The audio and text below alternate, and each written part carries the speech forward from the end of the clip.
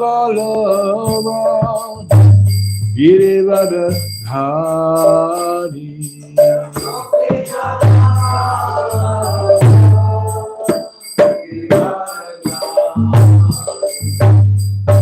Yasodhanandana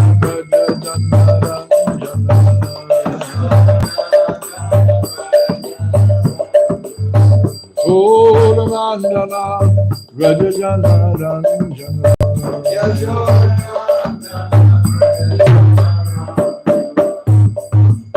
Yamunatira Varachari Yamunatira Varachari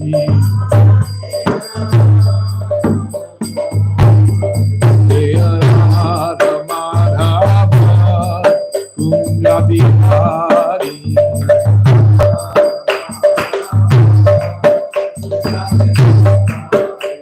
Jaya Madhava Kunja Bihari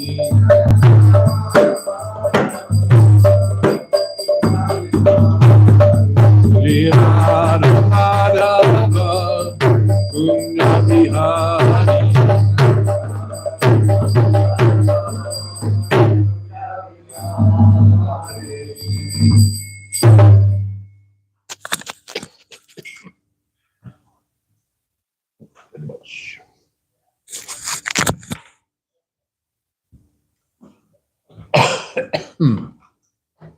Om Jnana Timirandasya Yalanjana Salakaya Chakshurun Militam Jena Tasmai Sri Guruve Namaha Sri Chaitanya Manobishtam Stapitam Jena Bhutale Swayam Rupa Gadamayam Dadati Swapadantikam Vandeham Sri Guru Sri Juta Parakamalam Sri Guru Vaishnavamscha Sri Rupam Sagrajatam Sahagana Raganatam Vitantang Sajivam Sadvaitam Savadutam Parijana Sahitam Krishna Chaitanya Devam Sri Radha Krishna Padan Sahagana Lalita Shri Vishakan Vitangscha He Krishna Karuna Sindho Dinabando Jagatpate Gopesha Gopika Kanta Radha Kanta Namostute Tapta Kanchana Gaurangi Radhe Vrindavaneshwari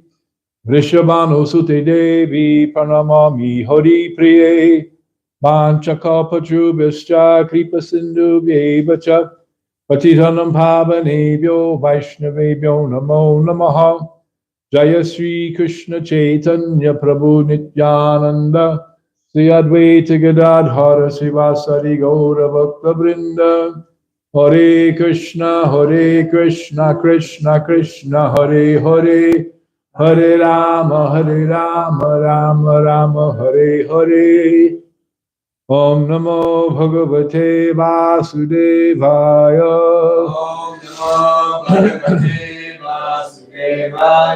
Om Namo Bhagavate Vasudevaya Om Namo Bhagavate Vasudevaya Narayanam Namaskritya Naram Chaiva Narottamam Devim Saraswatim Vyasam Tato Jayamudidayet Nasta Preshu Bhadreshu Nityam Bhagavat Shevaya Bhagavad Utama Shloke Bhakti Bhavati Naishtiki. Day Thursday,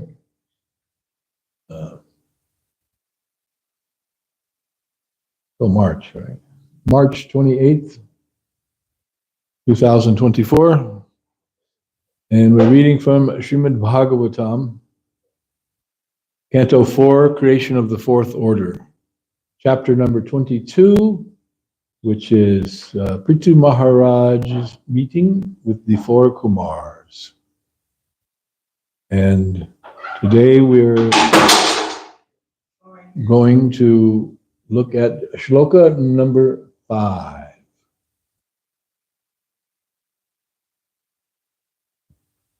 Tatpada shaucha shalilair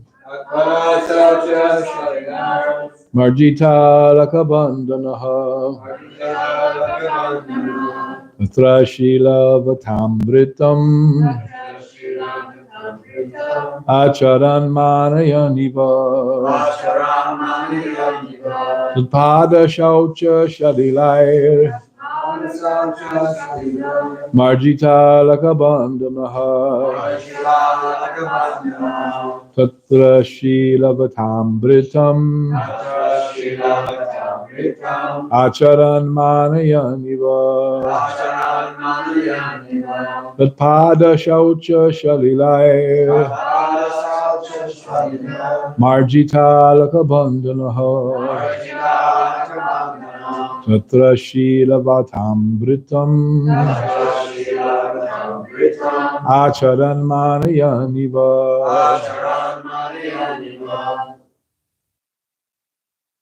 Tatpada shaucha salila tatpada shaucha shalilair marjita lakabandanaha tatra shila vatambritam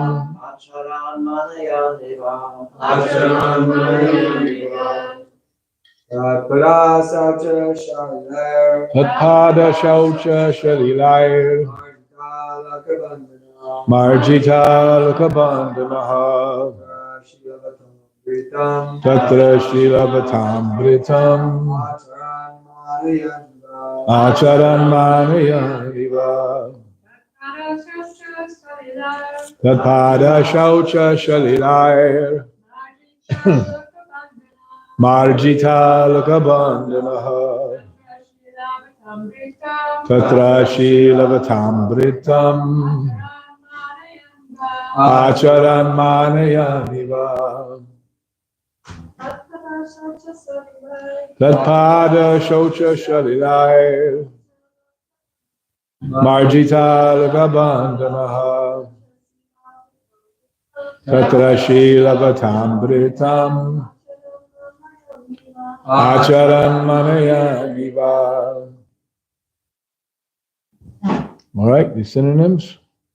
Tatpada, their lotus feet. Shaucha, washed.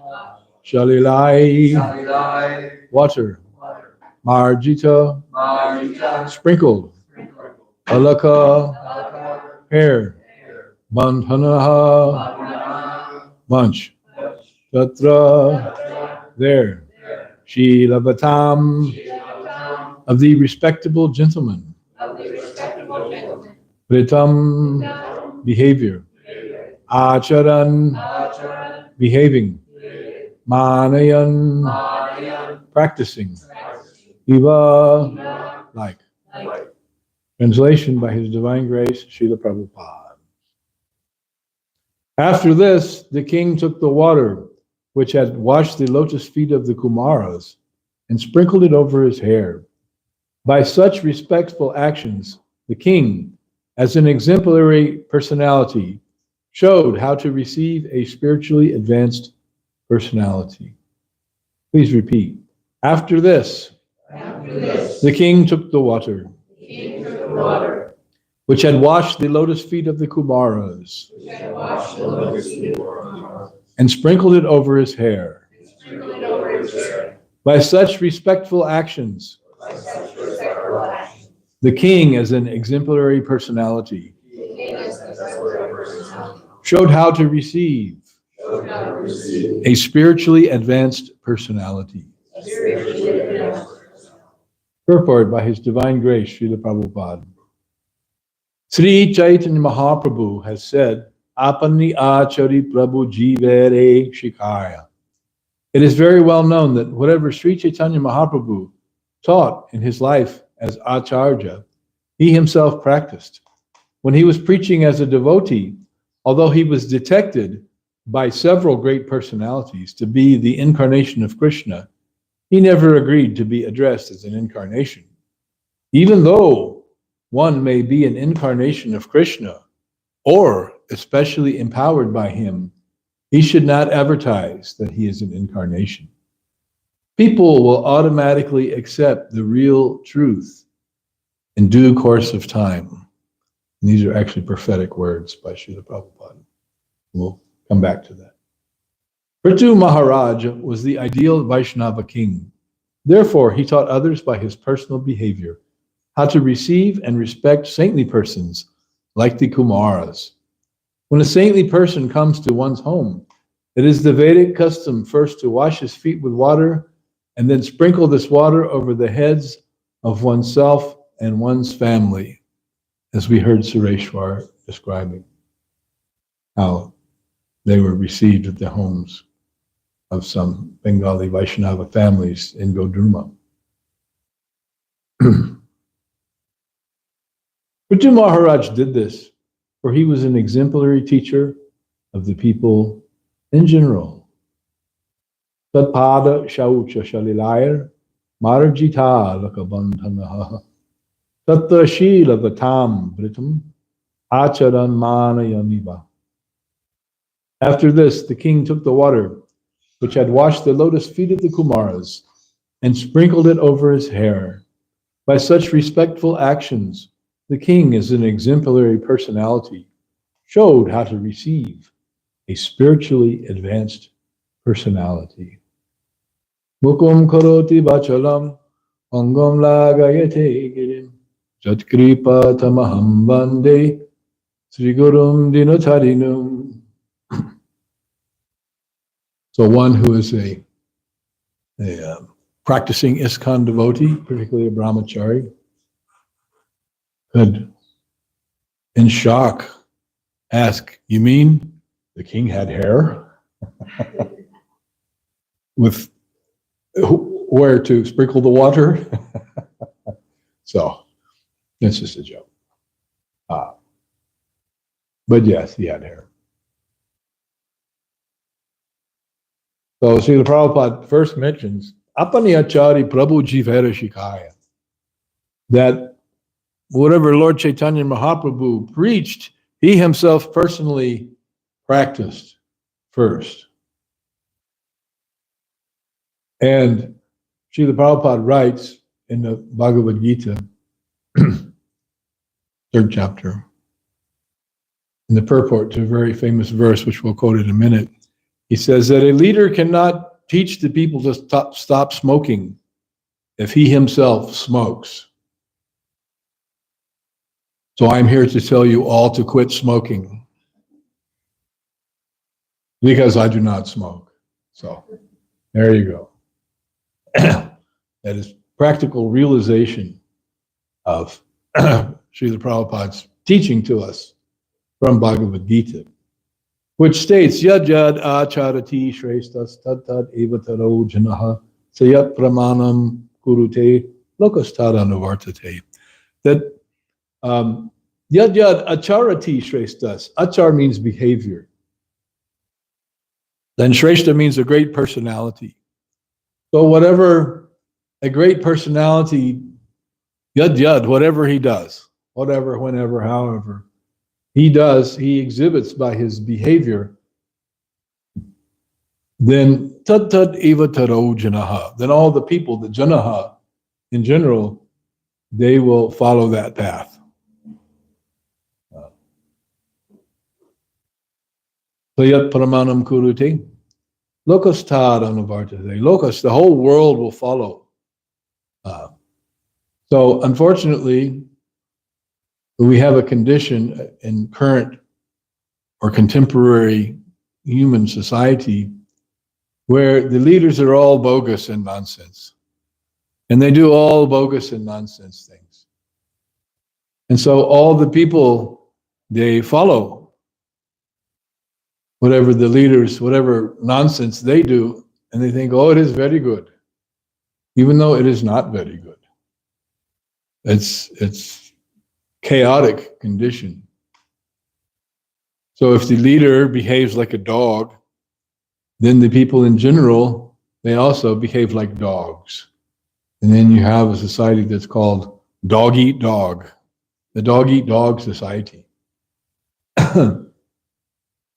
And Srila Prabhupada describes that democracy is all the common dogs get together and they elect as their leader the biggest dog.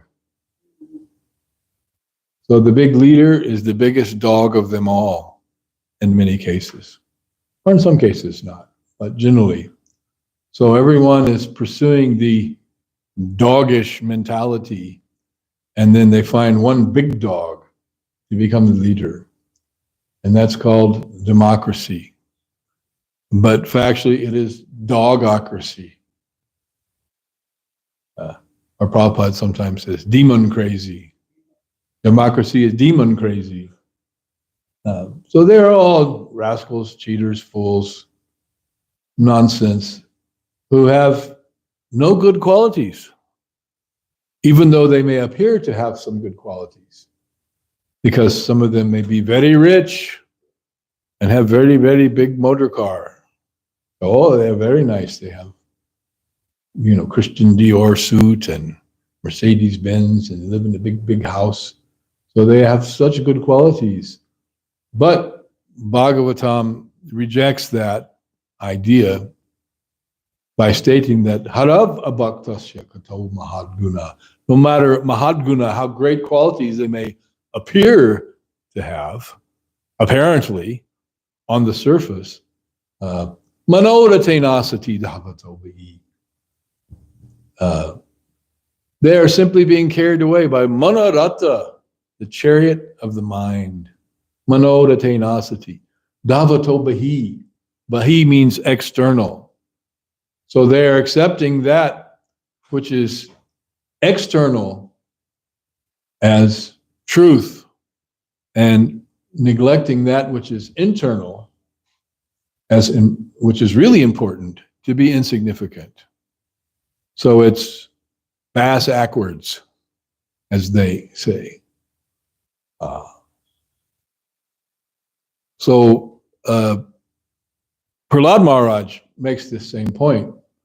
Matir Nikrishne Parataksvatoba Mito Bibyadeti Griha Bratanam Adanta Gobir Vishatam Tamishrang Punak Punas Charvita Charvananam.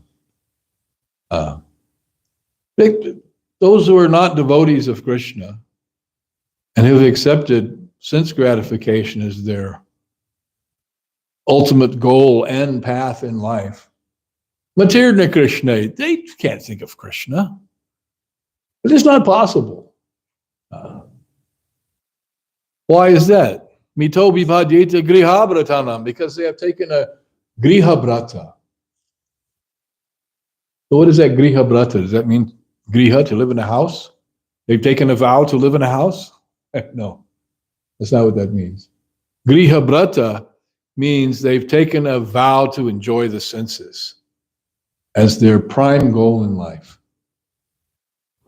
because they don't know what is the real goal. Nate vidhu swarta gatim hi vishnum. They don't know that the real goal is to attain the lotus feet of the Lord. Nirashaye bahirarti maninaha. So they're misled in their bad activities, their durachar, their bad behavior,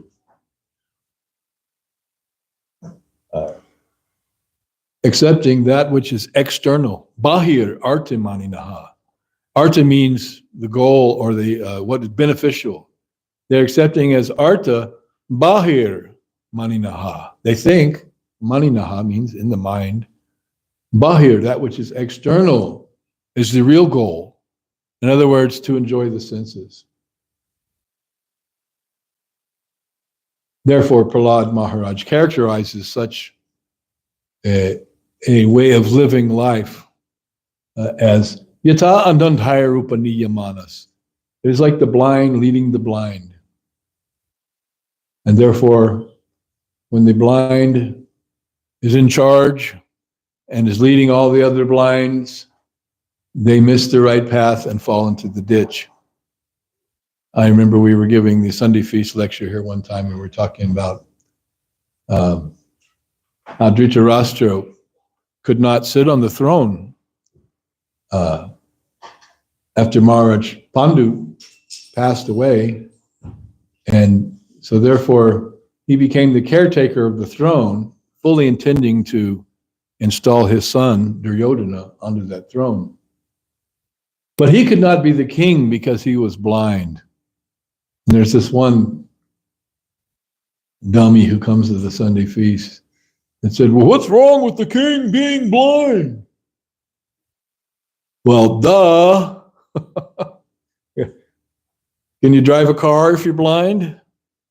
But what's wrong with the blind guy driving the car? He's a person. He has rights. You know, American civil liberties for handicapped people and all that.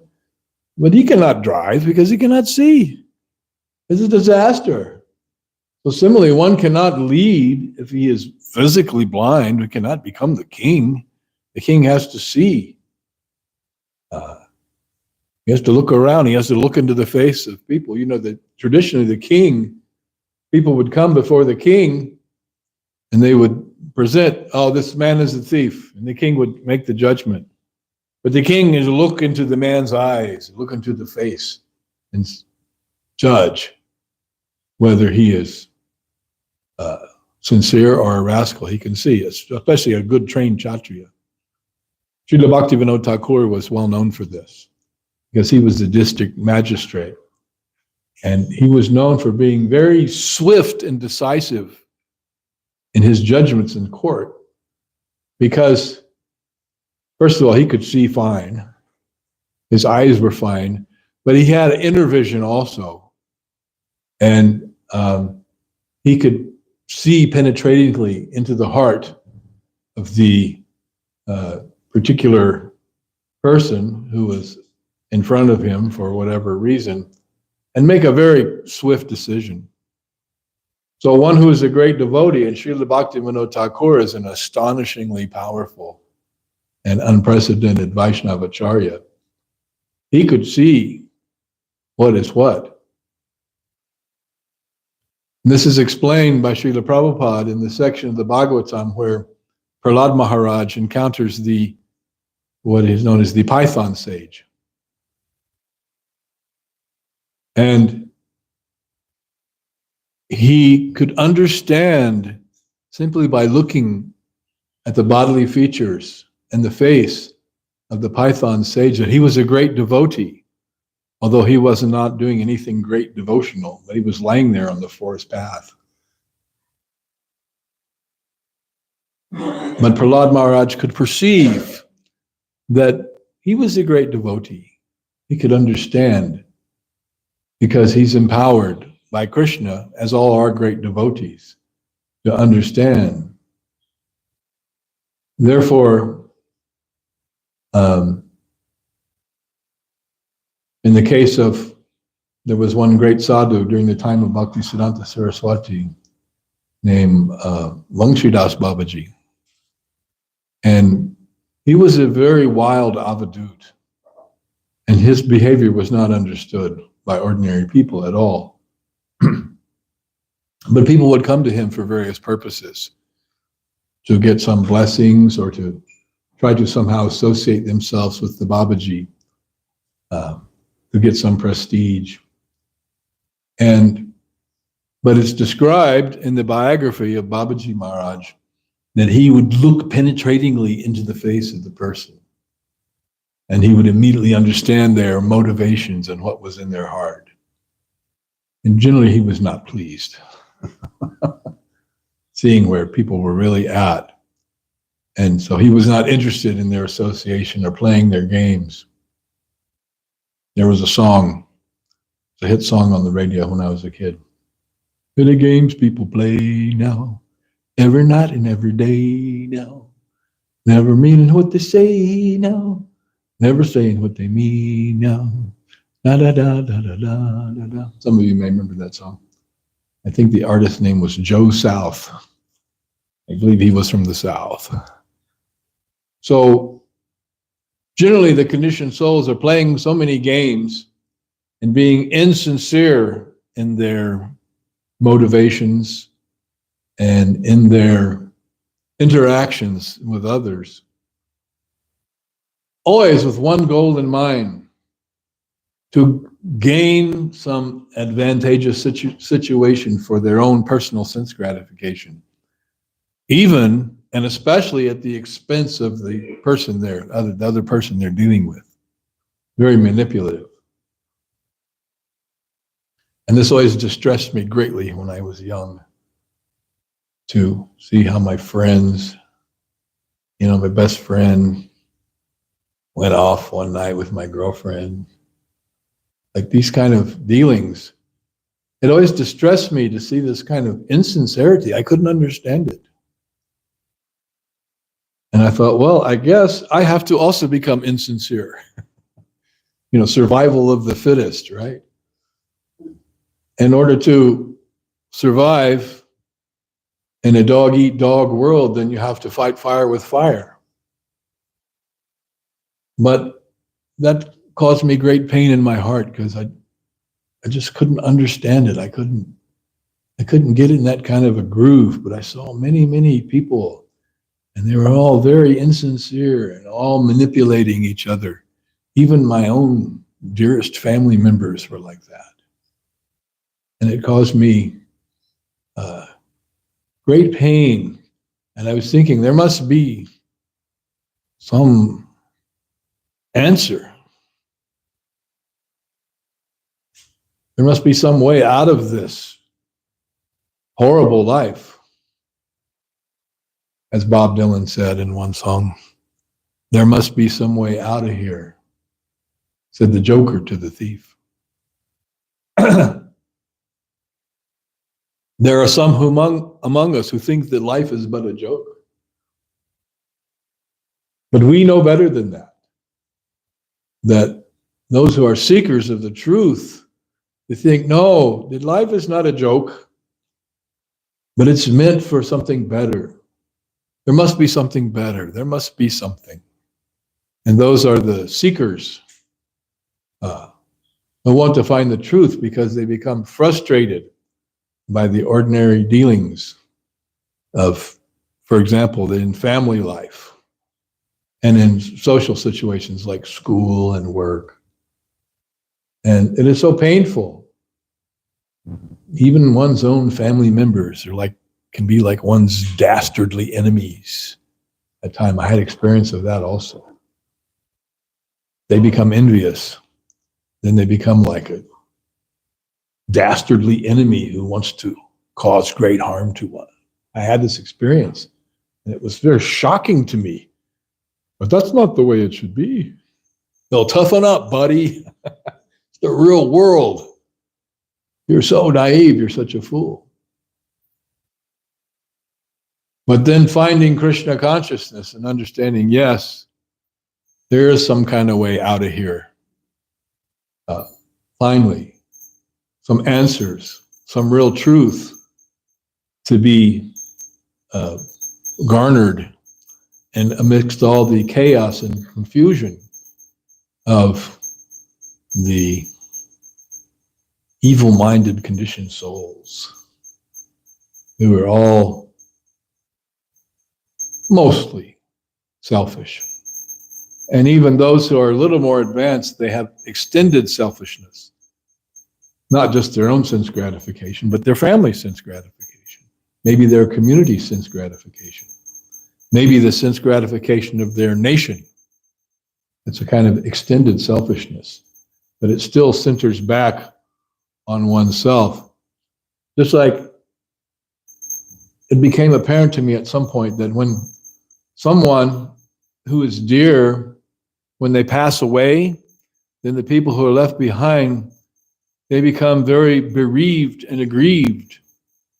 But generally, not for that person, but for themselves.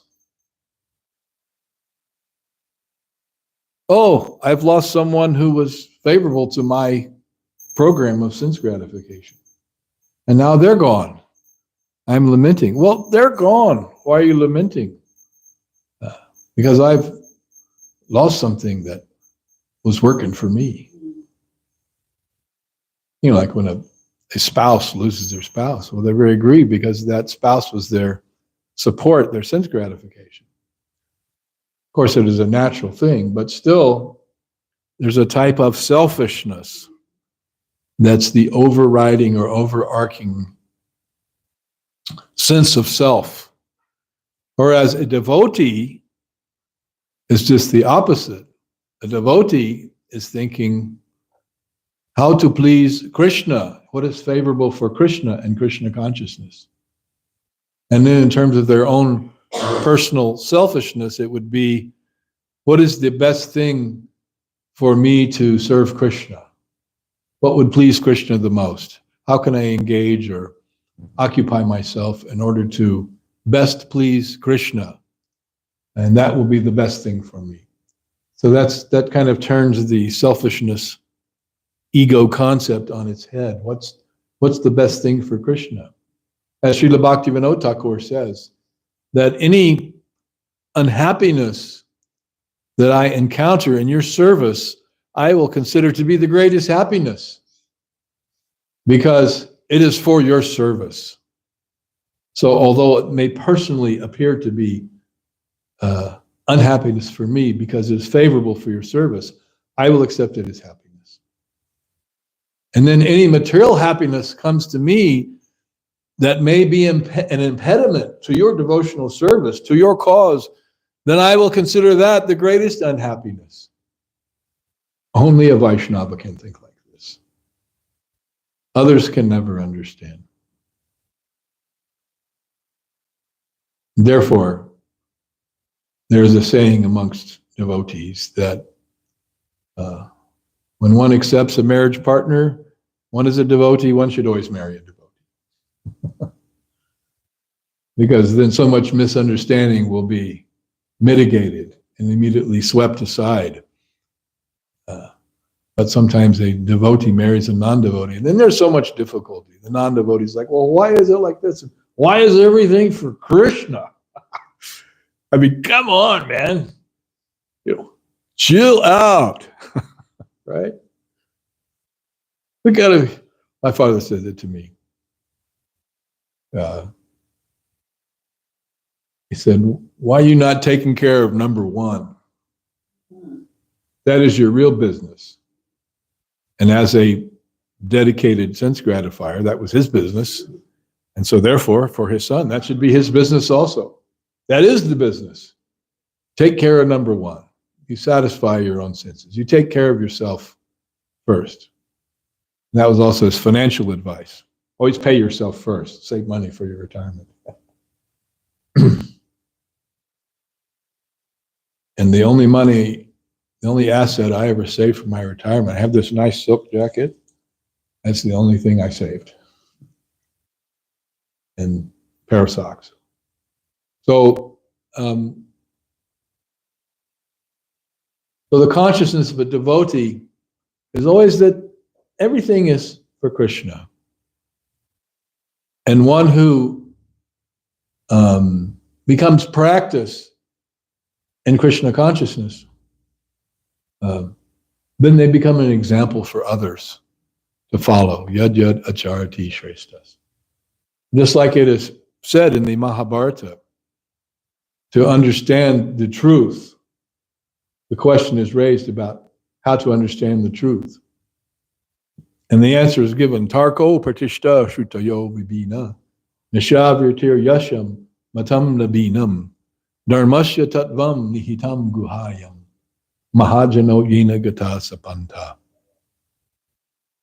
If you just engage in Vedic study, you will not come to the right conclusion.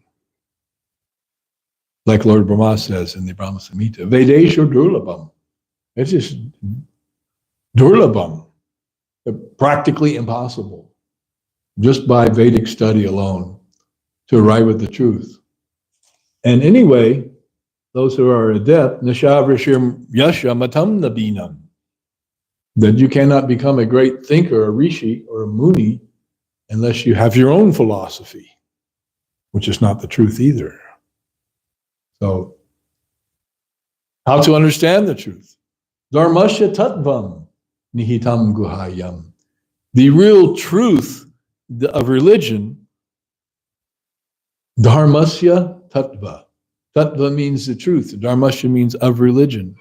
Dharmasya tattvam nihitam guhayam. It is hidden within the heart of the great self-realized personalities. Therefore, people worship a great saintly person like Srila Prabhupada. Prabhupada was in India preaching, and people were diving and falling at his feet, and then he was talking with the devotees. Prabhupada said, "Why are they worshiping me?" He said, "Because I have given up sex life."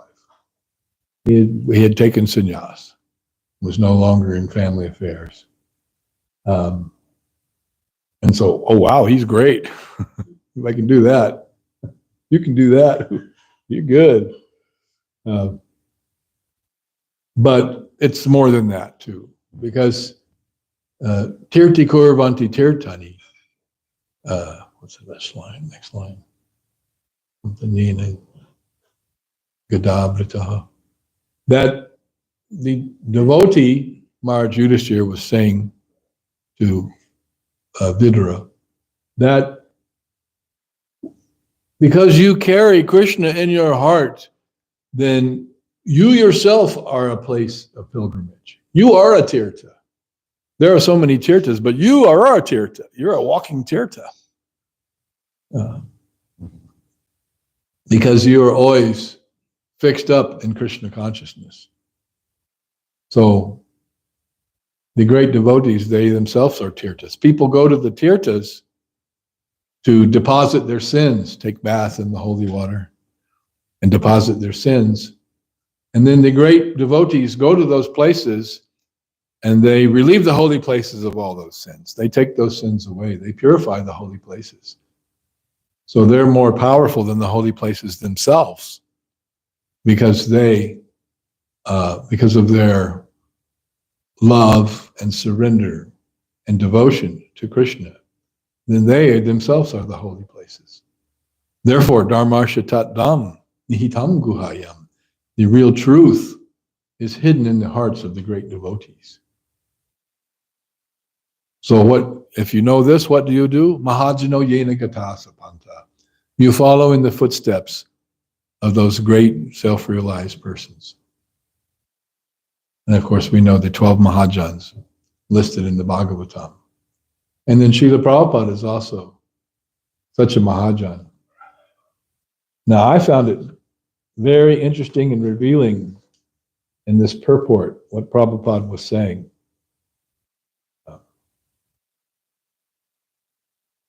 Lord Chaitanya, preaching as a devotee, he was detected by several great personalities to be the incarnation of Krishna, but he never agreed to be addressed as an incarnation. He would cover his ears, Vishnu, Vishnu, Vishnu. But he was Krishna. And then here, Prabhupada says, even though one may be an incarnation of Krishna, which is not, there are not very many of those walking around on First Avenue here in Tucson.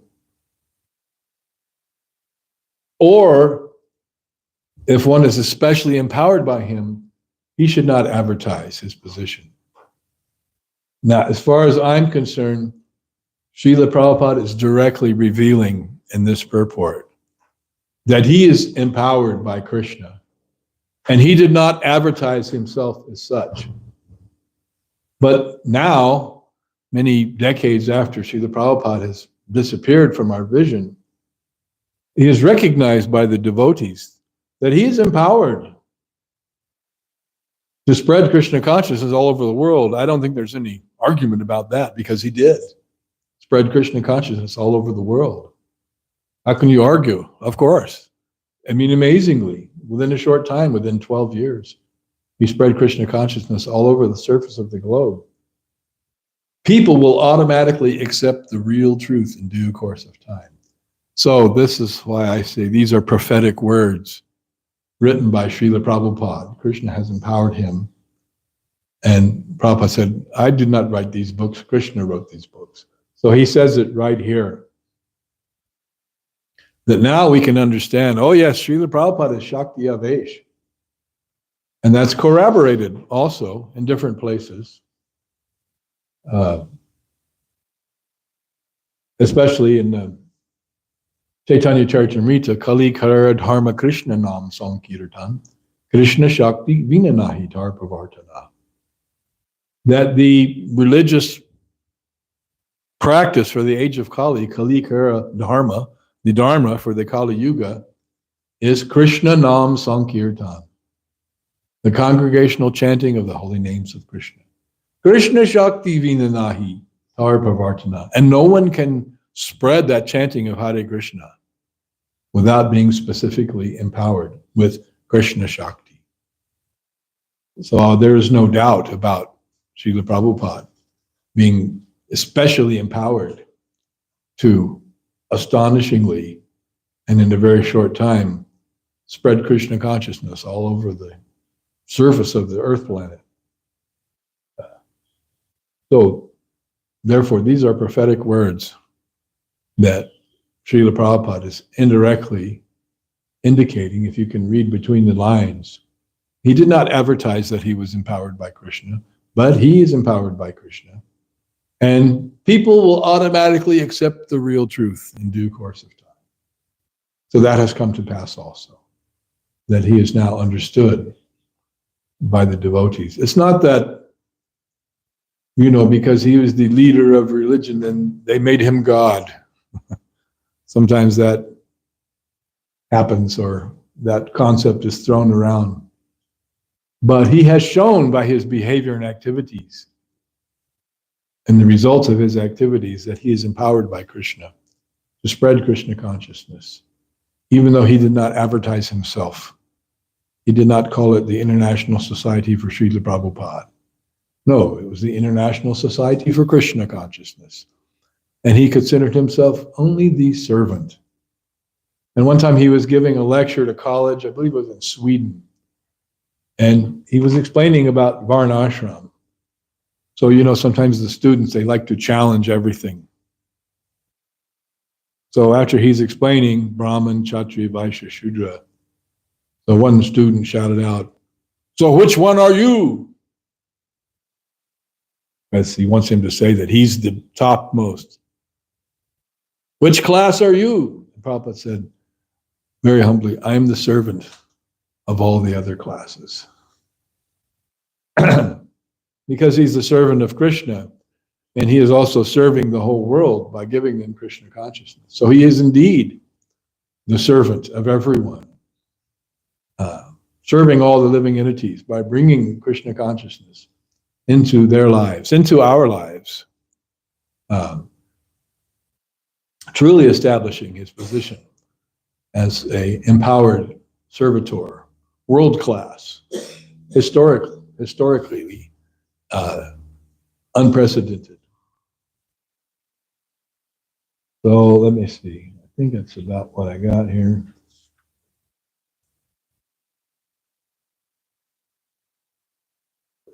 Yeah. So we'll stop at this point and ask for questions, comments, and realizations. One comment and then one question. Comment is just mentioning, Bhaktivinoda Thakur, and you put it that way. Can you imagine like a personality like Srila Prabhupada acting as a judge? It's quite extraordinary to have, think about such a pure devotee acting in the capacity of a judge, or a political official like that, when you really think about it. And it helped, it's a nice point because it really helped put into context when we were thinking about Prithu Maharaj and these great, Raj Rishis, because like we can relate to Prabhupada because, we're here reading his books, and, we hear the stories of how he would read people and understand everything about someone, and to think that, Bhaktivinoda Thakur and all these great rishis, they were like that, but they were also in positions of, government leadership, which is fascinating. And, imagine such a society. Prabhupada was well known to be able to read minds, to read devotees' minds. And they're always astonished. He simply looked at them. This is described to me by a friend of mine who never got initiated, but he did meet Prabhupada. And Prabhupada was sitting on the Vyasasana, and they were having Guru Puja, and all the devotees are offering flowers. He went up and he offered flowers to Prabhupada. And he looked at Prabhupada. Prabhupada looked at him. And he said he felt at that moment, Prabhupada looked right through him and saw everything. Like he became completely transparent, and Prabhupada looked right into his heart and knew everything about him.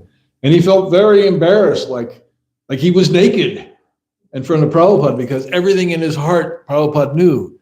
And everything in his heart was not first class. He was not pure. But Prabhupada, he was revealed. Like normally you can just hide behind your face. But if someone can see into your mind and see into your heart, you didn't see that. You weren't supposed to see that. But Prabhupada looked right through him and knew everything about him, and he felt so humble and embarrassed that he knows what a rascal I am. He just looked right through me and saw everything. And many, this was described to me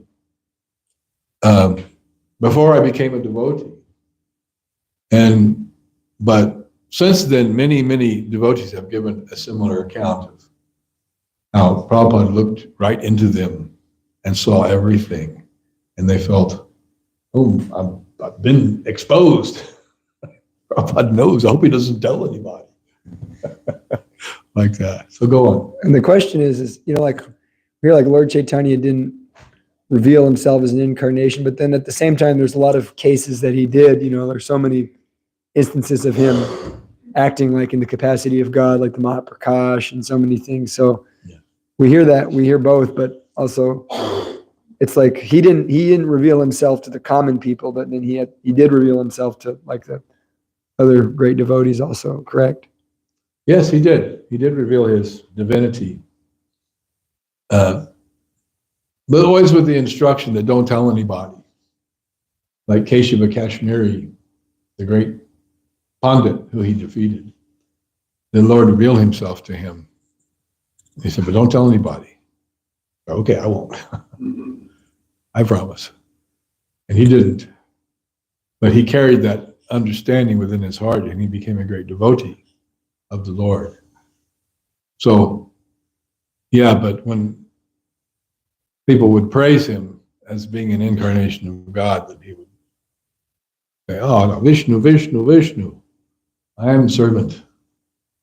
Although he was the Lord himself. And then people throw about cheap praise all the time, so one shouldn't become influenced by that. Someone can say, you're such a great devotee, you're so pure, this and that, and you're thinking, guys, shut up, Come on. There's this one Indian family in DC, they come to the Atomic Temple, and then there's this mother and two daughters, and they're always like all flowery, saying, you're such a great devotee, Prabhu, and this and that. I'm like, okay, give me a break. Get real. It's just flowery and superfluous. And it really doesn't, they're sincere, but at the same time, it's like over the top. Too eager to offer praise and too eager to serve. So it's sometimes said that one who is over enthusiastic and has too much devotion is a sign of a thief, Prabhupada says. They're overly enthusiastic and overly devoted, and their means is covering some motive. They're got some angle. One zamindar, big landlord, big rich man, came to Gorkashore Das Babaji, who was living in the latrine by the bank of the Ganges. And many people were always coming to him, trying to get some material blessings or get some benefit. Oh yes, I'm associated with Gorkashore Das Babaji. And he said to him, Babaji Maharaj. He says, you are my guru. And then Babaji Maharaj said, so if I am your guru, that means you will follow my instructions. You will do anything I say. Oh, yes, yes, yes. All right, you give up all your possessions and you come live with me here in the latrine by the bank of the Ganga and chant Hare Krishna and forget about, I'm sorry, I cannot do that. I have to go. I have an appointment right now, actually. My phone is ringing. I will see you later. And then he goes as quickly as he can and never comes back. So too much devotion is the sign of a thief. We have to be careful and judicious and not just fools and understand things as they are. Okay, anyone else? Question? Yes, Chandrika. So when somebody's partner, husband or wife passes away and they're alone and they're older, it's a very vulnerable time. And in the past, it would be that, you go and live with your son or daughter, but nowadays that's not really very practical nowadays. So, and you were talking earlier about when they lose their partner, it's like they're losing their sense gratification. But it's more, I would say, especially for devotees. I mean, it's like, because elderly, they need protection as well. We've had some calls for Krishna's home like that, where it's just somebody that's not really sick or anything, but they need somewhere to live because they're alone now and they're a devotee. So what would devotees do in that situation now as we're progressing in ISKCON? Well, hopefully we are progressing to the point where we have strong families who can take care of their family members. Eventually, I mean, that's the traditional system. I know one case where, and these are Gujarati Indian family, initiated devotees, and the woman, their friend, a woman they know, lost her husband. And then the lady, she's that good hardcore Prabhupada follower, said to her friend, "Oh, good. So now you're free to chant Hare Krishna. You can go live in Vrindavan. You can,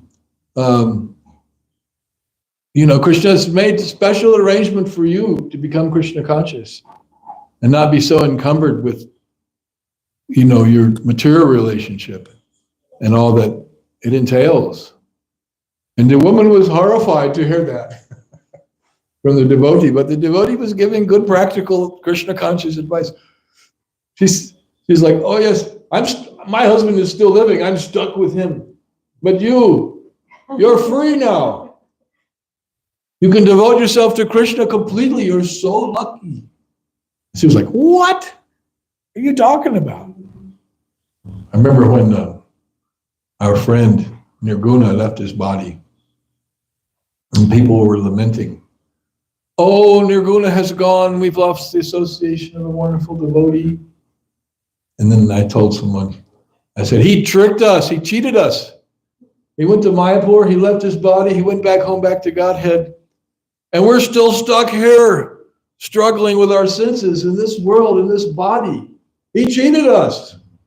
He went back home, back to Godhead. See you later, guys." And here we are. We're still here. And we're lamenting and thinking in terms of the body. But he's gone to a glorious destination. If only that would happen to me. How wonderful would that be? But most people are not thinking like that. "Oh, he's not with us anymore." Yeah, well, we're the ones who are suffering. He's not suffering anymore. He dedicated his life to Krishna, and he went back. He left his body in the holy place. He's got no problems. We're the one with all the problems. So there are different angles of vision one can have. But devotees tend to err on the side of self-realization rather than sentiment for the material condition. That's a fact. Devotees are like that, and they should be.